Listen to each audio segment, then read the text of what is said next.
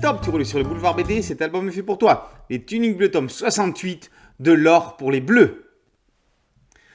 Poursuivis par une bande d'outlaws, 2 soldats confédérés sont abattus sous les yeux de Butch Chesterfield, planqués derrière une butte.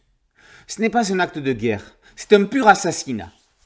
En s'approchant des victimes, une fois les tueurs déguerpis, Chesterfield recueille la dernière volonté du sergent sudiste qui, dans un ultime souffle, lui fait promettre de donner sa médaille à sa fiancée Scarlett, dont il trouve l'adresse sur une lettre dans la veste du, à présent, cadavre. Après avoir voulu abandonner son collègue, le caporal Butch revient sur ses pas pour accompagner le sergent Chesterfield dans sa mission. Ils entrent au Texas, en territoire confédéré, et troquent leurs uniformes contre des ponchos de Mexicains. Arrêtés peu après par une troupe de soldats gris, la lettre prêtant à confusion, nos bleus sont pris pour leurs compatriotes morts en mission. Les voici donc intégrés à une garnison sudiste. Ils vont être chargés, avec d'autres soldats confédérés, de récupérer un chargement de 750 000 $ en lingots d'or afin de consolider leur armée en déroute sur plusieurs fronts. Voici donc Butch et Chesterfield en bien mauvaise posture, embringués dans un quiproquo inattendu. Une simple promesse faite à un mourant et les voici devenus sudistes malgré eux.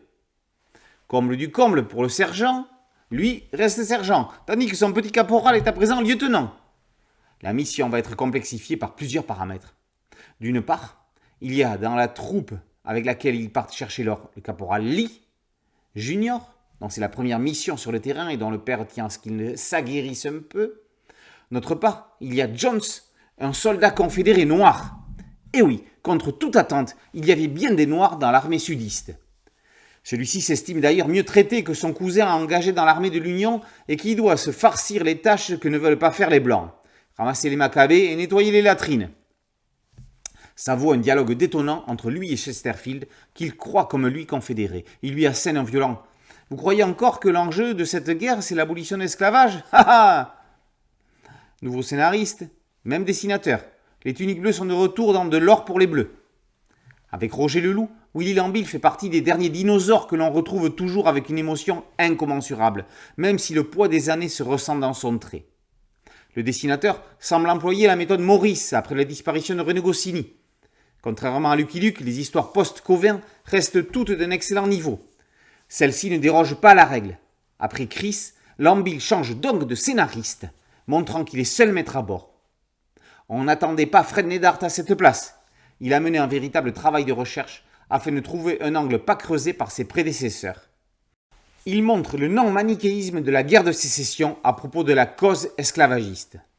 Neidhart propose une histoire dense tout en préservant l'ADN Cauvin quant aux relations dans le duo Butch-Chesterfield.